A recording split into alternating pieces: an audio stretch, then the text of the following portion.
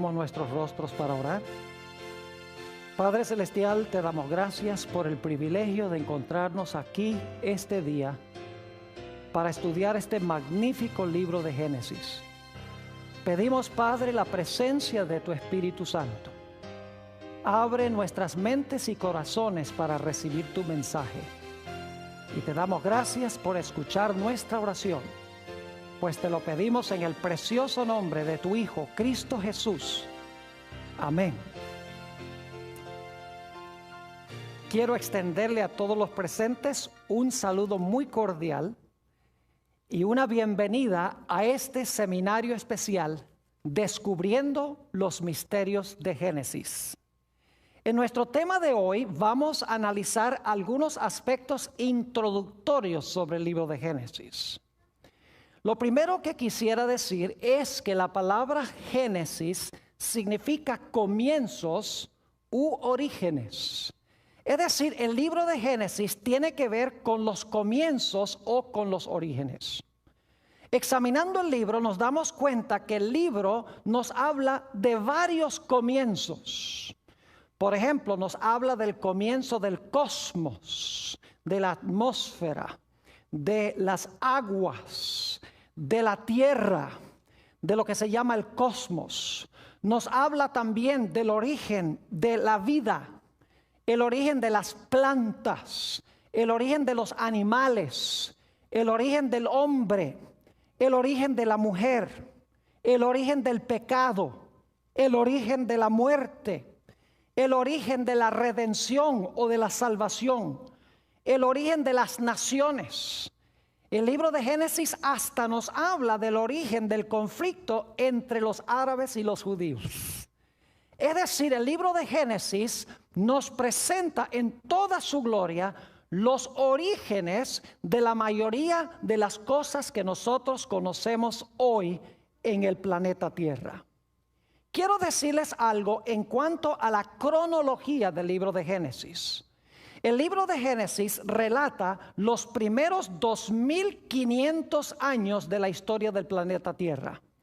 Inclusive en Génesis hay algunos relatos que no se encuentran registrados en ningún otro lugar histórico. Por ejemplo, ustedes no van a encontrar en excavaciones arqueológicas la historia de Caín y Abel, la historia de la Torre de Babel, la historia del diluvio como se encuentra en la Biblia, aunque hay otras historias diluviales. No van a encontrar registrado en la historia ninguno de estos eventos de Génesis 1 al 11. Es decir, el libro de Génesis nos presenta de una forma fidedigna, fiel, la historia del planeta Tierra durante sus primeros 2500 años. El libro de Génesis presenta una cronología corta del planeta Tierra.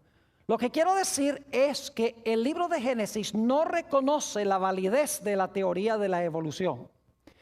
Aún el Papa Juan Pablo II, quien era muy admirado por muchas personas en el mundo, dijo que la teoría de la evolución es más que una mera teoría. Es decir, él estaba diciendo que probablemente el mundo llegó a la existencia por la evolución. Pero el libro de Génesis desconoce la teoría de la evolución. El libro de Génesis presenta una cronología corta de la Tierra. Según este libro, nuestro planeta tiene aproximadamente 6000 años de historia. Y el libro de Génesis relata los primeros 2500 años de esos 6000 años de historia. El libro de Génesis fue escrito por Moisés aproximadamente 1500 años antes de nacer el Señor Jesucristo. Es decir, el libro de Génesis tuvo su autor. Su autor fue Dios. Su escritor fue Moisés.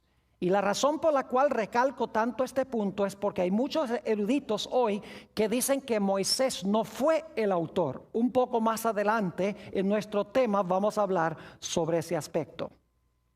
El libro de Génesis es el semillero de la Biblia. Las ideas que encontramos en Génesis son seminales y se desarrollan a través del resto de la Biblia. Permítame ilustrar lo que quiero decir. Nosotros aquí en Fresno tenemos un parque nacional cerca que se llama el Parque Nacional Sequoia. Yo quiero preguntar, ¿cuántos de los presentes han visitado alguna vez el Parque Nacional Sequoia, donde se encuentran esos árboles tan gigantescos? Pues permítame decirles algo en cuanto a esos árboles sequoia. Hay algunos de ellos que tienen 3.200 años de edad. Algunos de ellos miden más de 300 pies de altura.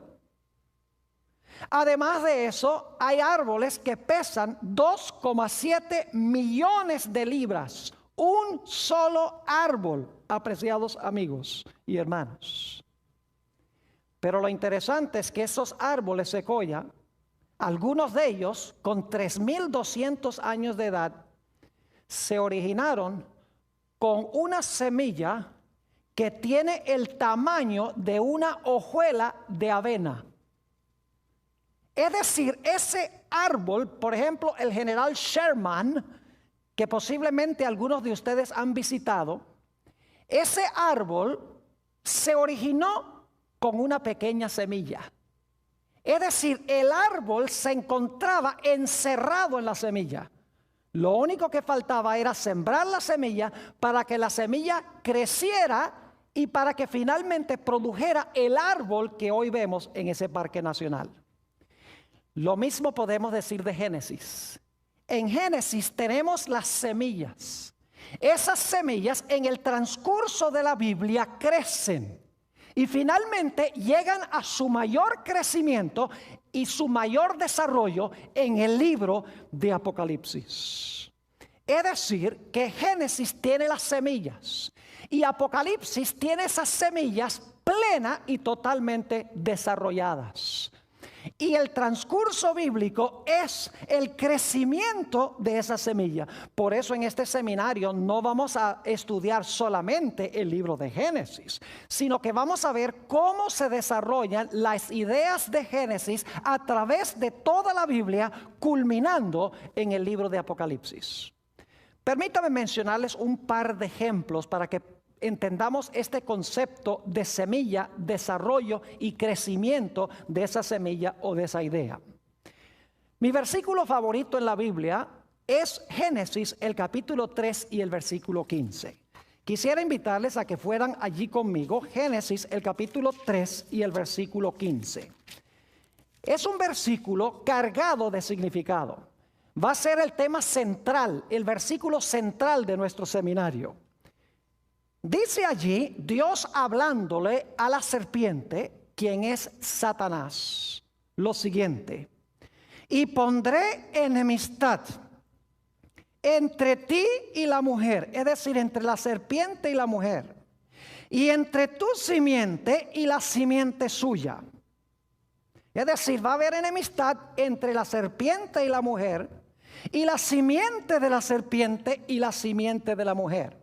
Pero luego noten la última parte del versículo, dice: esta, es decir, la simiente de la mujer, te herirá en la cabeza, y tú le herirás a la simiente de la mujer en el calcañar. 4 ideas claves en este versículo. 1, enemistad. 2, una serpiente. 3, una mujer. Y 4, la mujer tiene una simiente que está en guerra contra la serpiente. Mis queridos amigos, esta idea de Génesis 3:15 se desarrolla y se cumple en el libro de Apocalipsis. Noten el capítulo 12 de Apocalipsis y los versículos 1 al 5. Apocalipsis, el capítulo 12 y los versículos 1 al 5. Tenemos el desarrollo de esta semilla de Génesis 3:15. Dice allí, en Génesis 12 y el versículo 1, apareció en el cielo una gran señal, una mujer vestida del sol, con la luna debajo de sus pies, y sobre su cabeza una corona de 12 estrellas. Así que tenemos una mujer, ¿cierto?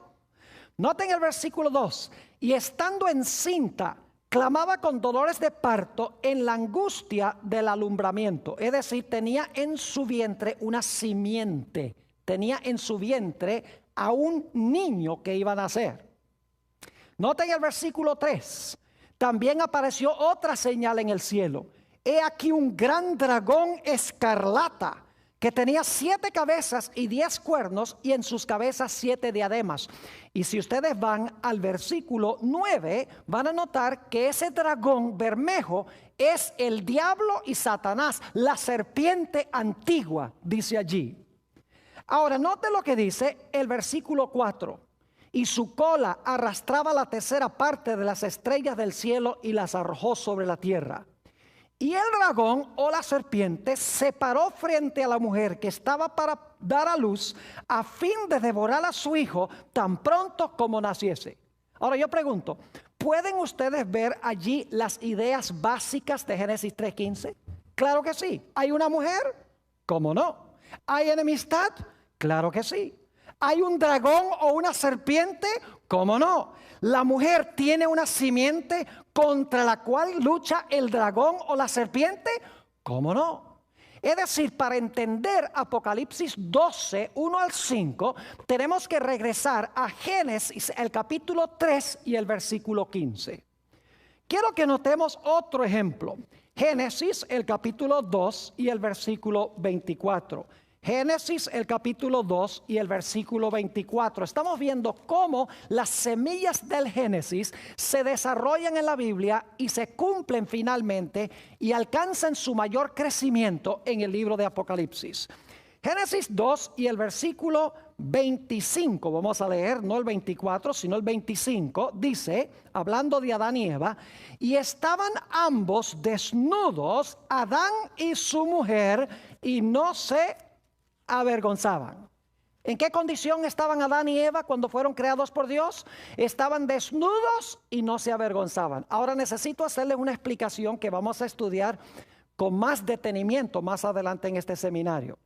Adán y Eva estaban desnudos en lo que respecta a vestiduras artificiales hechas por seres humanos. Pero según la Biblia, ellos estaban cubiertos con un manto glorioso de luz. Es decir, estaban cubiertos con la gloria de Dios. Ahora, ¿qué sucedió cuando Adán y Eva pecaron? ¿Qué pasó con ese manto de luz? Note lo que dice Génesis, el capítulo 3 y el versículo 7. Génesis, el capítulo 3 y el versículo 7. Dice, entonces fueron abiertos los ojos de ambos y conocieron que estaban, ¿qué? Desnudos. Entonces cosieron hojas de higuera y se hicieron delantales. Fíjense que el manto de luz se fue y ahora se dieron cuenta que estaban, ¿qué? Desnudos. En su estado de inocencia, en su estado de pureza y de justicia, estaban vestidos con el manto de luz. Cuando pecan, el manto de luz se va y se dan cuenta que están desnudos. ¿Qué trataron de hacer Adán y Eva para cubrir su desnudez? Dice la última parte del versículo 7, y se hicieron delantales y se pusieron esos delantales de hojas de ¿qué? Hojas de higuera. Es decir, se taparon la vergüenza de su desnudez con hojas de higuera. Pero ¿saben que aún después de eso se sentían desnudos? Porque en el versículo 10 Dios viene buscando a Adán y Eva, le dice, ¿dónde están? Y Adán dice, tuvimos miedo porque estábamos desnudos, pero ya no estaban desnudos porque tenían las hojas de higuera. Obviamente su desnudez no era desnudez física, no tenían el manto glorioso de luz. Pero quiero que noten cómo cubrió Dios la vergüenza de su desnudez. El versículo 21, y esto lo vamos a estudiar en nuestro próximo tema más detenidamente. Dice, y Jehová Dios hizo al hombre y a su mujer túnicas de ¿qué? Túnicas de pieles y los vistió. Ahora fíjense las ideas que tenemos aquí. Tenemos la idea de vestiduras. Tenemos la idea de vergüenza. Tenemos la idea de desnudez. Ahora yo quiero que vayamos a Apocalipsis el capítulo 16 y el versículo 15. Y ustedes me van a decir si Apocalipsis 16, 15 guarda alguna relación con lo que acabamos de estudiar de Génesis 2 y el versículo 24 y también el capítulo 3 y el versículo 7 y 21. Note lo que dice la Biblia en Apocalipsis el capítulo 16 y el versículo 15. Está hablando aquí de la batalla de Armagedón y fíjense las ideas que contiene. Dice en Apocalipsis 16 y el versículo 15, hablando Jesús: he aquí, yo vengo como ladrón. Ahora escuchen bien. Bienaventurado el que vela y guarda sus ¿qué? Sus ropas, para que no ande desnudo y vean su vergüenza. Yo pregunto, ¿tiene alguna relación ese versículo con los versículos que leímos de Génesis? Claro que sí, porque habla de ropas, habla de desnudo y habla de vergüenza. No podemos entender este versículo de Apocalipsis 16:15 sin empezar en Génesis, a donde se encuentran esas ideas. Y vamos a tener en este seminario un tema completo sobre Apocalipsis 16:15, sobre la gran batalla de Armagedón. Estos son solamente dos ejemplos de cómo las semillas del Génesis se desarrollan a través de la Biblia y culminan su crecimiento en el libro de Apocalipsis. Ahora, una pregunta que siempre surge cuando se estudia el libro de Génesis es esta: ¿el libro de Génesis es historia o el libro de Génesis es mito y leyenda? Yo quiero decirles que no tengo duda alguna de que el libro de Génesis, las historias que se encuentran relatadas allí, sucedieron exactamente como se hayan registradas en el libro. Ahora, yo quisiera decirles que los autores del Nuevo Testamento todos creían que las historias de Génesis son literales. Jesús, el apóstol Pedro, Mateo, Marcos, Lucas, Juan, San Judas y los otros autores del Nuevo Testamento, todos entendieron que estas historias de Génesis eran literales, que sucedieron exactamente como dice la Biblia. Ahora, yo quiero darles algunos ejemplos en el Nuevo Testamento donde se mencionan algunas historias del libro de Génesis como literales. Porque hay muchos eruditos, inclusive teólogos hoy en día, que dicen: no, las historias del Génesis son mitos o son leyendas, son historias que enseñan una gran lección moral, pero nunca se realizaron en la historia. Yo quiero decirles que las personas que enseñan eso están diciendo que no creen a Jesús, ni creen al apóstol San Pablo, ni creen en el apóstol San Juan, ni creen en San Mateo, ni en ninguno de estos, porque todos estos autores creían que estas historias de Génesis son literales. Noten, por ejemplo, Mateo el capítulo 19, Mateo 19 y los versículos 4 al 6. Mateo 19 y los versículos 4 al 6. Yo pregunto, ¿creen ustedes que Jesús creía que Adán y Eva fueron personas históricas, literales? ¿Creen ustedes que fue Dios el que hizo el matrimonio al comienzo? Jesús lo creía así. Note lo que dice Mateo 19 y el versículo 4. Él respondiendo les dijo: ¿no habéis leído que el que los hizo al principio, varón y hembra los hizo? Y dijo: por esto dejará padre y madre el hombre y se unirá a su mujer, y los dos serán una sola carne. Así que no son ya más dos, sino una sola carne. Por tanto, lo que Dios juntó, no lo separa el hombre. Yo pregunto, ¿Jesús creía que Adán y Eva eran personajes históricos literales? Claro que sí. ¿Creía Jesús que el primer matrimonio fue literal entre Adán y Eva? ¿Cómo no? Así que si usted dice que no, usted está poniendo en tela de juicio ¿a quién? Las palabras de Jesús. Usted está contrariando lo que creía Jesús. Ahora vamos a notar algunas otras historias de Génesis.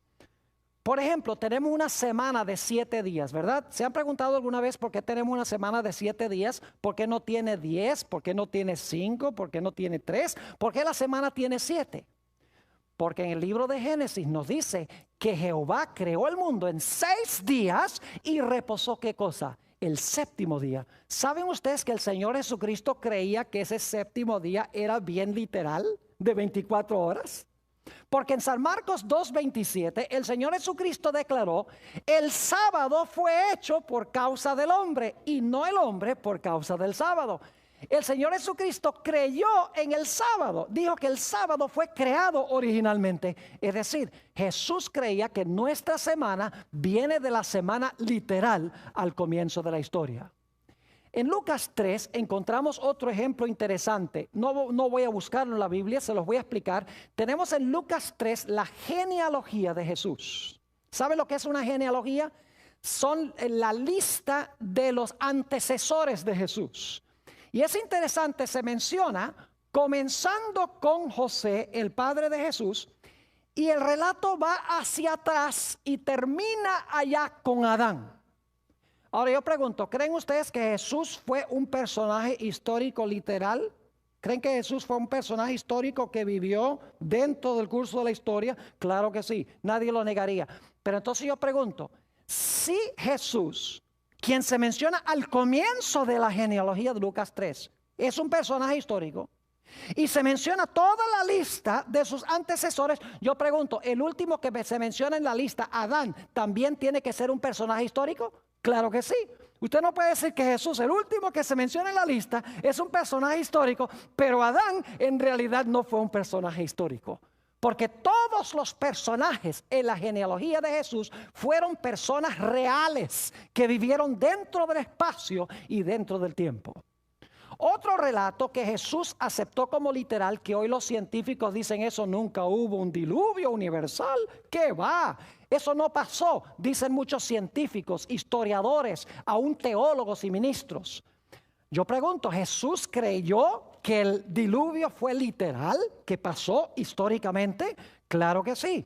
Noten San Mateo el capítulo 24 y los versículos 37 al 39. Mateo 24 y el versículo 37 al 39. Palabras de Jesús. Dice, mas como en los días de Noé, así será la venida del Hijo del Hombre. Yo pregunto, ¿la segunda venida de Jesús va a ser un evento histórico, literal? ¿Va a pasar así como lo dice la Biblia? Claro que sí. Jesús dice, como fue en los días de Noé, así va a ser en su venida. Así que si el diluvio fue histórico, su venida también va a ser un evento histórico. Versículo 38, porque como en los días antes del diluvio, estaban comiendo y bebiendo, casándose y dando en casamiento, hasta el día en que Noé entró en el arca. Y no entendieron hasta que vino el diluvio y se los llevó a todos. Así será también la venida del Hijo del Hombre. Pregunto, ¿creía Jesús en un diluvio literal que se realizó en la historia y en el tiempo? Claro que sí. Ahora, ¿qué de Caín y Abel? El Nuevo Testamento confiesa que Caín y Abel fueron personajes reales, históricos que existieron. Claro que sí. Primera de Juan, el capítulo 3 y el versículo 12. Primera de San Juan, el capítulo 3 y el versículo 12. Nos presenta a Caín y Abel como personajes históricos. Dice allí, no como Caín, que era del maligno y mató a su hermano. ¿Y por qué causa le mató? Porque sus obras eran malas y las de su hermano justas. Pregunto, ¿creía el apóstol San Juan que Caín y Abel fueron personajes reales que vivieron dentro del curso de la historia? Claro que sí. Así que si usted dice que no, usted está poniendo en tela de juicio lo que dice Juan, lo que dice Jesús. ¿Saben ustedes que el Nuevo Testamento también nos dice que Enoc fue un personaje real, histórico? Ese individuo que vivió una vida tan santa que la Biblia dice que ni siquiera murió en el planeta Tierra. Dios se lo llevó. Note lo que dice Hebreos el capítulo 11 y el versículo 5. Hebreos el capítulo 11 y el versículo 5 sobre este personaje Enoc. Fue un personaje literal, real, histórico. Dice en el versículo 5, por la fe Enoc fue traspuesto para no ver muerte y no fue hallado, porque lo traspuso Dios. Y antes que fuese traspuesto, tuvo testimonio de haber agradado a Dios. Ahora, yo creo que el apóstol San Pablo escribió el libro de los Hebreos. Yo pregunto, ¿el apóstol San Pablo creía que Enoc fue un personaje literal, histórico, real, tal cual lo relata el libro de Génesis? Obviamente que sí. Ahora, algunos dicen Sodoma y Gomorra nunca existieron. Algunos científicos, algunos geólogos, algunos historiadores, inclusive ministros, dicen esa historia de Sodoma y Gomorra es una historia imaginaria para enseñarle a la gente que se porte bien. Ahora yo pregunto, ¿creía Jesús que las ciudades de Sodoma y Gomorra existieron y fueron destruidas por fuego? Claro que sí. Note lo que dice San Lucas 17 y el versículo 28. San Lucas el capítulo 17 y el versículo 28. Dice aquí, asimismo como sucedió en los días de Lot. ¿Creía Jesús que Lot fue un personaje histórico? ¿Literal? Claro que sí. Comían, bebían, compraban, vendían, plantaban, edificaban. Mas el día en que Lot salió de Sodoma, llovió del cielo fuego y azufre y los destruyó a todos. Así será el día en que el Hijo del Hombre se manifieste. Fíjense que las historias del libro de Génesis ocurrieron tal cual lo relata el libro de Génesis. El testimonio de los autores del Nuevo Testamento corrobora que estas cosas pasaron exactamente como lo dice la Biblia. Ahora, algunos de ustedes estarán preguntando por qué el pastor Bor enfatiza y recalca tanto este punto. Quiero decirles que desde la época que se conoce como la Edad de la Razón, que comenzó en la segunda mitad del siglo XVIII, los filósofos, los científicos, los historiadores y aún los teólogos empezaron a enseñar que las historias de Génesis en realidad no son historias que se realizaron como lo dice el libro de Génesis, sino que son mitos y leyendas. Es más, la mayoría de los eruditos comenzaron a enseñar de que el libro de Génesis ni siquiera fue escrito por Moisés 1500 años antes de Cristo. Empezaron a enseñar que el libro de Génesis es producto de muchos diferentes autores. Cada uno escribió una historia y luego vino un redactor y juntó todas esas historias en el libro que hoy conocemos como el libro de Génesis. Cuando yo estudiaba en el seminario, una vez estaba haciendo una investigación y conseguí una Biblia que se llama la Biblia Arco Iris. Y es interesante en esa Biblia Arco Iris leer el libro de Génesis y ver que por cada color que se da en el libro de Génesis, según los que prepararon esa Biblia, eso lo escribió un autor diferente. Y el libro de Génesis está marcado en múltiples colores, porque según ellos, el libro de Génesis tuvo múltiples autores. La Biblia enseña que Génesis fue escrito por Moisés. El libro de Génesis fue escrito por Moisés, aproximadamente 1500 años antes de Cristo, y el libro relata historias reales. Posiblemente sea sorpresivo para muchos de ustedes saber que hoy en día hay muchos ministros, y no son unos pocos, son muchos ministros y pastores y sacerdotes que no creen que el libro de Génesis es histórico. Hace unos años fui a la Universidad de Andrews, donde yo me gradué del seminario, para presentar una serie de temas en una iglesia allí. Y durante el día, como no tenía nada que hacer, decidí disfrutar la maravillosa biblioteca que tiene centenares de volúmenes. Se vuelve uno loco allí con todo el material que hay. Pero me puse a investigar el libro de Génesis, específicamente Génesis 3:15. ¿Y sabe lo que descubrí? Que la mayoría de los comentarios bíblicos no creían que el libro de Génesis es literal. Comentarios escritos por teólogos y por ministros y por sacerdotes. Por ejemplo, un comentario decía, esa historia de Eva y la serpiente la inventó alguien para explicar por qué la gente le tiene miedo a las culebras. Otro comentario decía, la razón por la cual se escribió la historia de Caín y Abel es para explicar el origen de las peleas que existen entre hermanos y hermanos, o hermanos y hermanas. Otro comentario decía, la historia de la Torre de Babel se escribió para explicar de dónde vienen todos los idiomas, pero eso no pasó históricamente. Es decir, todas las historias, según estos eruditos, fueron escritos para explicar cosas que existen hoy en día, pero estas historias no se realizaron tal como lo relata el libro de Génesis. Yo quiero decirles que yo prefiero creerle a Jesús, a Pablo, a Pedro, a Mateo, a Marcos, a Lucas y a Juan, que creerle a cualquier erudito moderno que no acepta la historicidad del libro de Génesis. Ahora quiero decirles también que el libro de Génesis tiene mucho que decir en cuanto a las disciplinas que se estudian en las universidades de hoy.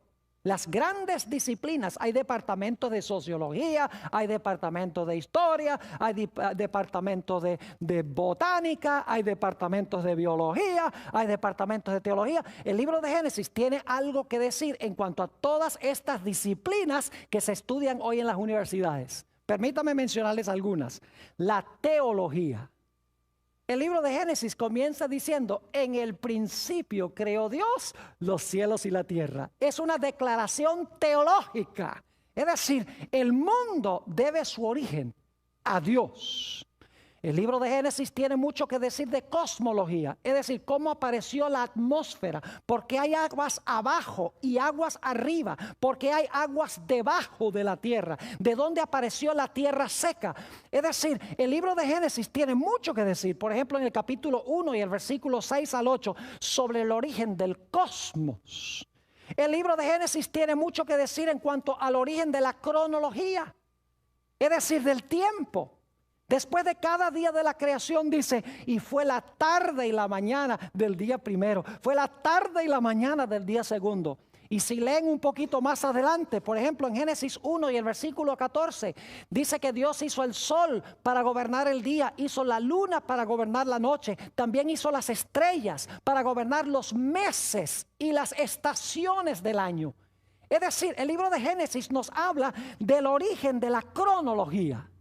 El libro de Génesis en el capítulo 1 y los versículos 9 y 10 nos dice mucho sobre la geografía. ¿Dónde y cuándo se originó la tierra seca?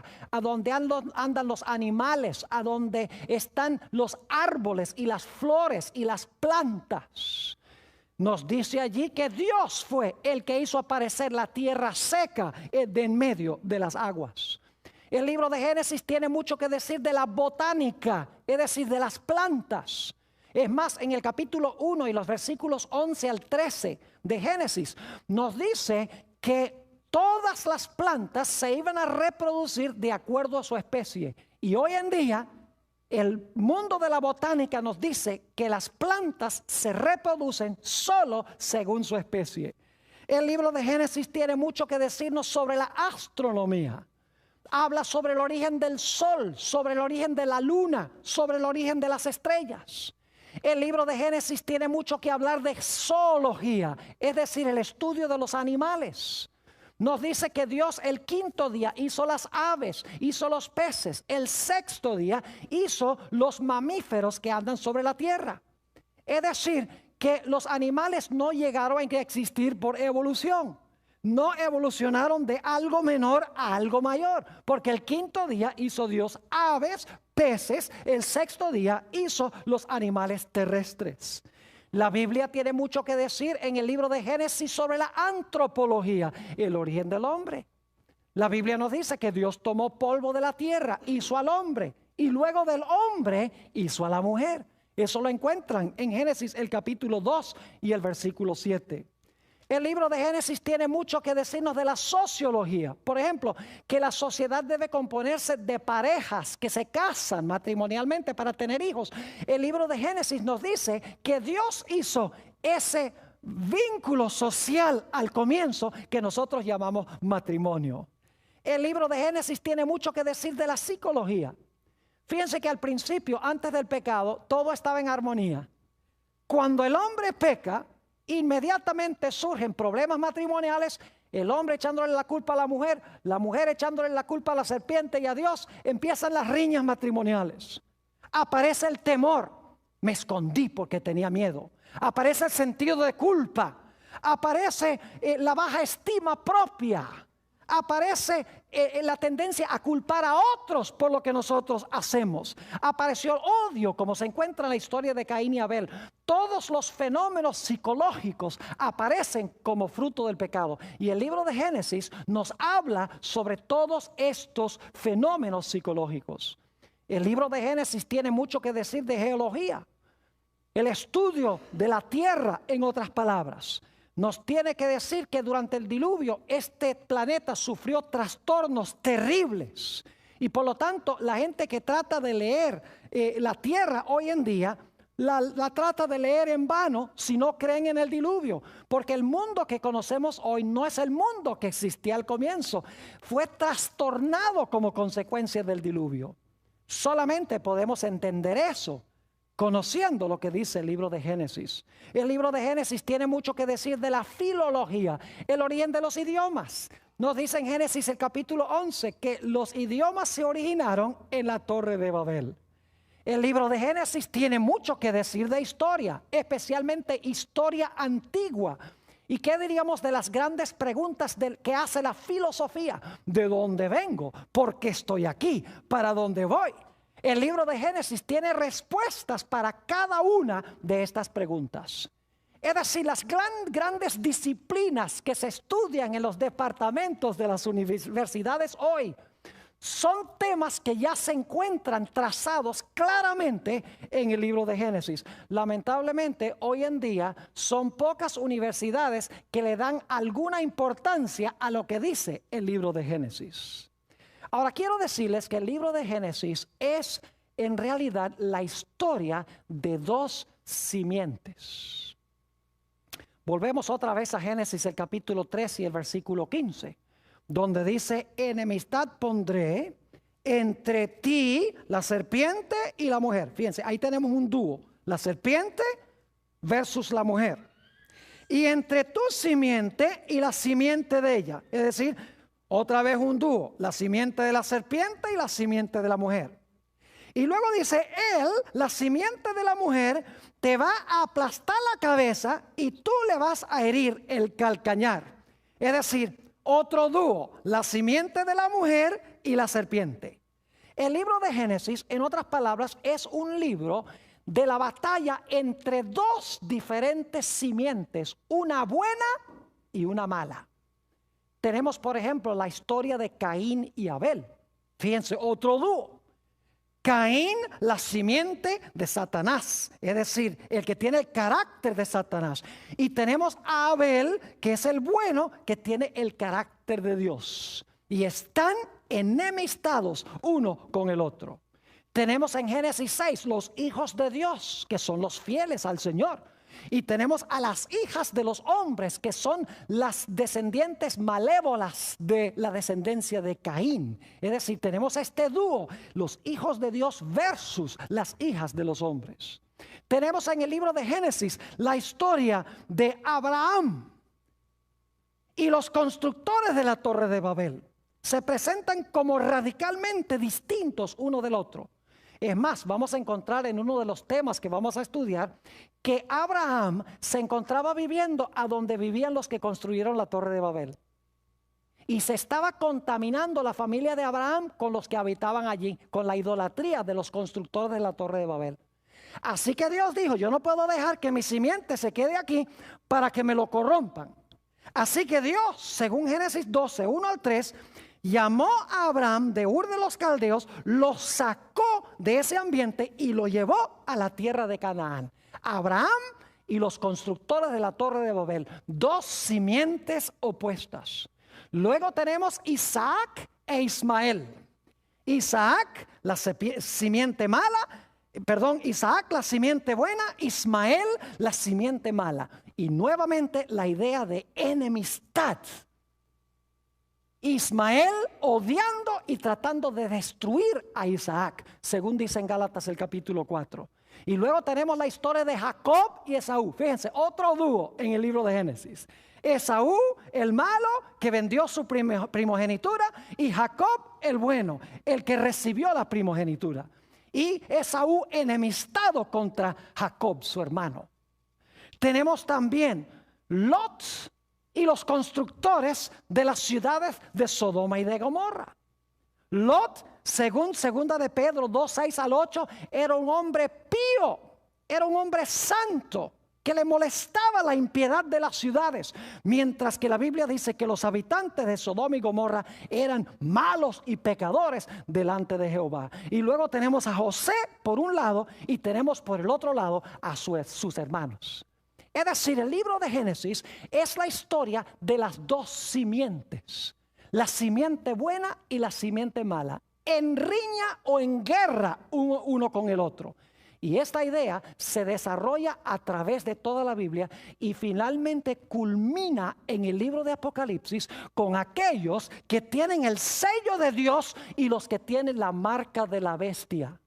Aquellos que se presentan como la mies de la tierra en Apocalipsis 14, que son los justos, y las uvas que son echadas en el lagar de la ira de Dios. Allí culmina esta idea y vamos a encontrar en uno de nuestros temas, cuando hablemos de la batalla de Armagedón, que la historia de Caín y Abel, esta riña entre estos dos hermanos, y la riña tenía que ver con la obediencia a Dios y con la verdadera adoración a Dios. Vamos a encontrar que esta historia de esta riña entre dos hermanos ilustra los dos grupos millonarios que van a estar sobre el planeta Tierra al final de la historia. Y vamos a ver que la gran guerra final va a tener que ver con si obedecemos a Dios o no, si adoramos a Dios como Dios ha mandado o no. Es decir, va a ser una repetición de la historia de Caín y Abel, solo que al final de la historia van a ser dos grupos mundiales, mientras que al comienzo de la historia eran solamente dos individuos. Es decir, las semillas de Génesis han crecido y han alcanzado su ápice en el libro de Apocalipsis. Ahora, antes de terminar nuestro tema hoy, necesito hablarles de un aspecto más sobre el libro de Génesis. El libro de Génesis parece ser muy sencillo. Es uno de los favoritos de la gente porque contiene muchas historias. Historias que son emocionantes, son dramáticas. Y muchos han cometido el error de pensar que el libro de Génesis es sencillamente una colección de historias que se realizaron hace aproximadamente unos 2.500, 3.000 años. Pero el libro de Génesis tiene una dimensión oculta. El libro de Génesis tiene una dimensión que pocos eruditos han descubierto. Y es que las historias de Génesis no son solamente historias, sino que son profecías. Cada historia del libro de Génesis se realizó históricamente, no me entiendan mal. Pero esa historia en realidad es una profecía. Es decir, está anunciando eventos que van a pasar en el futuro semejantes a los que pasaron en esa historia. No es nada nuevo, mis queridos hermanos y amigos, porque en Eclesiastés 1 y el versículo 9 nos habla de la repetición de la historia. Noten Eclesiastés 1 y el versículo 9. Dice allí, ¿qué es lo que fue? Lo mismo que será.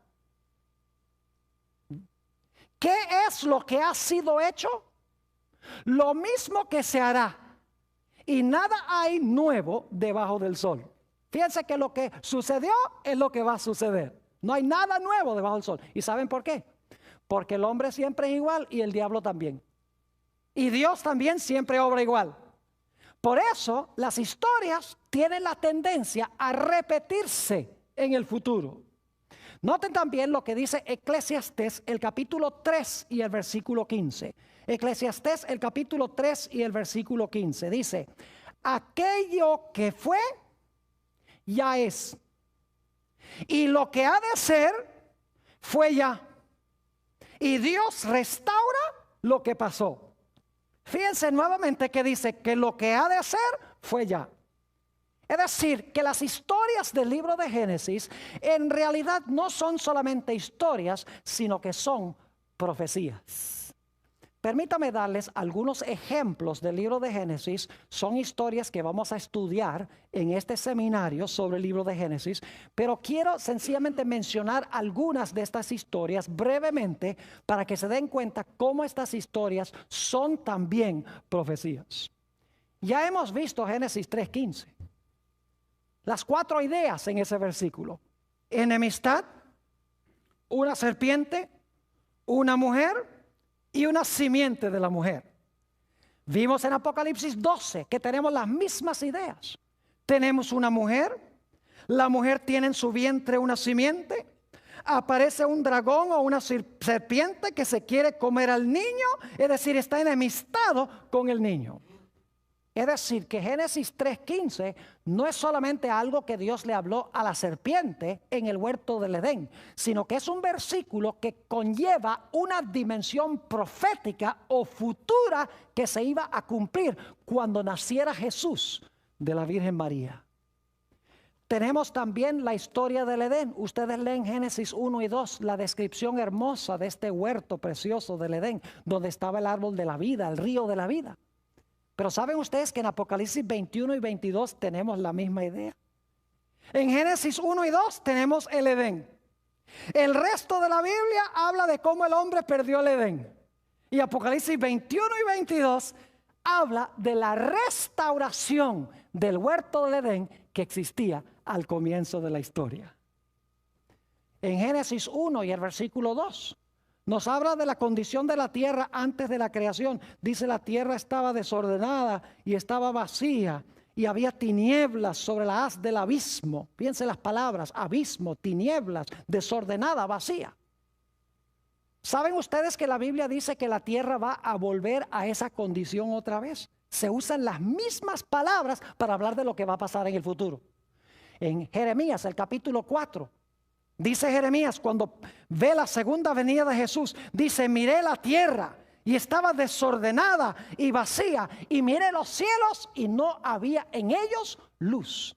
Es decir, que lo que sucedió al comienzo sucederá al final. Como la tierra estaba desordenada y vacía en tinieblas antes de la creación, cuando Jesús venga y también en consecuencia de las plagas, la tierra regresará a esa condición antes que Dios haga un cielo nuevo y una tierra nueva. Ya les mencioné la historia de Caín y Abel. Es una historia profética. No solamente pasó con dos personajes en cierta ocasión en el pasado, sino que ilustra lo que va a pasar al final de la historia. Dios le manda a Caín y Abel: tráigame un animal, me van a adorar con un animal, lo van a sacrificar. Abel dice: bueno, si Dios dice que para sacrifique un animal, voy a traer un animal. Caín dice: pues yo no ando en esa cosa de animales, yo le voy a traer mis productos agrícolas. Es decir, Abel obedeció a Dios y adoró a Dios como Dios mandó. Abel desobedeció el mandato de Dios y adoró a Dios como él quiso. En el libro de Apocalipsis vamos a encontrar que los dos grupos que van a existir en el mundo al final de la historia van a tener esas mismitas características de Caín y Abel. Va a haber un grupo que profesa adorar a Dios, pero que no lo adora como Dios dice, ni obedece a Dios. Va a haber otro grupo que obedece los mandamientos de Dios. Satanás los va a odiar, y que también adoran a Dios como Dios ha mandado, no como ellos quieren. Es decir, la historia de Caín y Abel es una historia profética. Podríamos mencionar también la historia del diluvio, ya lo hicimos. Jesús dijo: como en los días de Noé, así será también la venida del Hijo del Hombre. Yo pregunto, ¿creía Jesús que la historia del diluvio era una historia profética? Claro que sí, porque dijo: como pasó allá, va a pasar al final de la historia. Es decir, para Jesús la historia del diluvio no solamente era una historia, sino que era una ¿qué? Una profecía. Y vamos a dedicar un tema completo en nuestro seminario sobre la historia del diluvio. Y vamos a ver que cada detalle de la historia del diluvio, la predicación de Noé, el derramamiento del Espíritu Santo con su predicación, las decisiones que la gente tomó cuando se cerró la puerta, un periodo de tiempo entre cuando se cerró la puerta y cuando comenzó a llover, y los que estaban adentro no estaban seguros. ¿Será que era verdad lo que estaba predicando? Dice Noé. Y cada día los que están afuera se vuelven más violentos. Todo eso se va a cumplir en el futuro.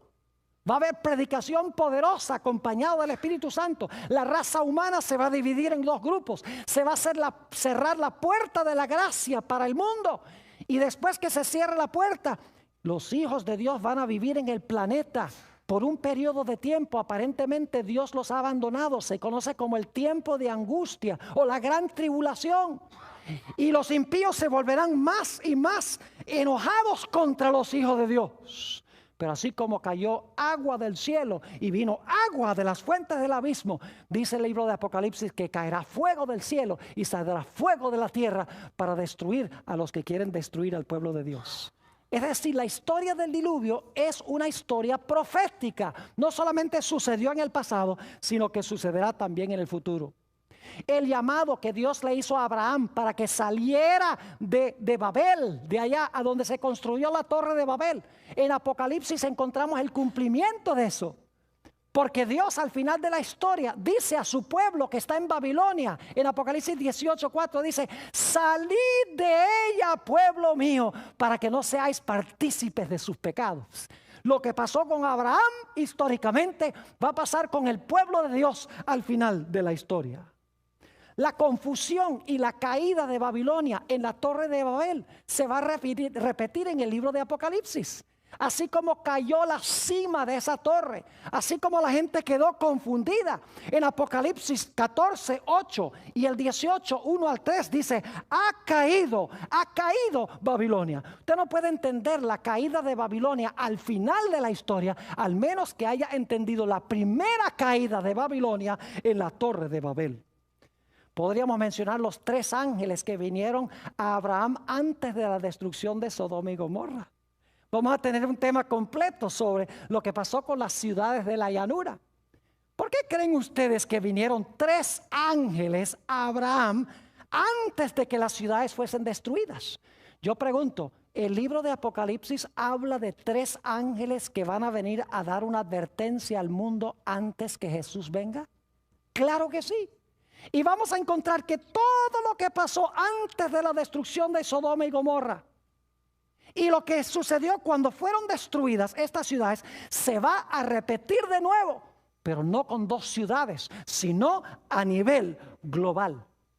La historia de Isaac e Ismael, que se encuentra en Génesis 16 y 17. El apóstol Pablo en Gálatas 4, 21 al 31 dice que esa historia es profética. Representa a los que viven conforme a la carne y los que viven conforme al espíritu. Representa 2 clases de personas que van a vivir en el transcurso de la historia.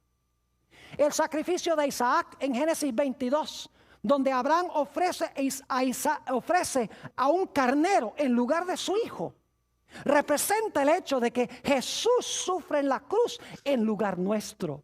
Vamos a tener un tema completo donde vamos a trazar esa historia de Génesis 22. La escalera que vio Jacob entre el cielo y la tierra. Jesús mismo dijo en San Juan 1:51 que Él era la escalera. Y así como Jacob vio ángeles ascendiendo y descendiendo por la escalera, Jesús dice: el cielo será abierto y habrá ángeles que ascenderán y descenderán sobre el Hijo de Dios. Así como una escalera tiene 2 partes claves, la parte de abajo y la parte de arriba, Jesús es hombre con nosotros, esa es la parte de abajo, y es Dios con su Padre en el cielo, esa es la parte de arriba de la escalera. Es decir, la escalera es profética, no solamente es un evento histórico. El tiempo de angustia que pasó Jacob cuando su hermano Esaú venía para destruirlo se conoce como el tiempo de angustia de Jacob. En realidad es una ilustración de la experiencia por la cual pasará el pueblo de Dios antes que Jesús venga. En Daniel 12:1 dice: habrá tiempo de angustia cual no fue desde que hubo nación, mas en aquel tiempo tu pueblo será libertado, todos los que se hallaren escritos en el libro. Así como Jacob fue librado de la ira de su hermano, al final de la historia el pueblo de Dios será librado de la ira de los que quieren destruirlos. La historia de José es una historia, pero también es una profecía. Permítame mencionarles solo algunos ejemplos de la historia de la vida de José. Su padre lo mandó a sus hermanos, pero sus hermanos no lo recibieron. Fue vendido por unas piezas de plata. Sus hermanos pensaban que se habían deshecho de él, pero por lo que hicieron, él llegó a ser su salvador. Tenemos en esto una ilustración de la vida de Jesús. Jesús también fue enviado por su Padre para buscarnos a nosotros que nos habíamos perdido. Dice en el Nuevo Testamento que Jesús vino a los suyos no le recibieron. Jesús fue vendido por 30 piezas de plata. Y sus enemigos pensaban que se habían deshecho de él. Pero por el hecho de haberlo entregado, Jesús llegó a ser su Salvador. Es decir, la historia de José es una historia profética. ¿Y qué diríamos de los 144,000 del libro de Apocalipsis, capítulo 7 y capítulo 14? No podemos entender los 144,000 de las 12 tribus de Israel sin entender la bendición que pronunció Jacob sobre sus 12 hijos en Génesis 49, donde menciona las características de cada uno de ellos. Es decir, que la base para entender los 144,000 está en la historia que encontramos en Génesis capítulo 49. Mis queridos hermanos y amigos, nos esperan momentos emocionantes en este seminario. Vamos a estudiar las grandes cosas del libro de Génesis. Vamos a encontrar no solamente su dimensión histórica, sino que vamos a conseguir su dimensión profética. Y vamos a ver la Biblia posiblemente como nunca la hemos visto antes. Vamos a ver el gran plan de Dios para nuestras vidas y qué es lo que Dios quiere que hagamos en preparación para su gloriosa venida en las nubes del cielo. Que Dios nos bendiga.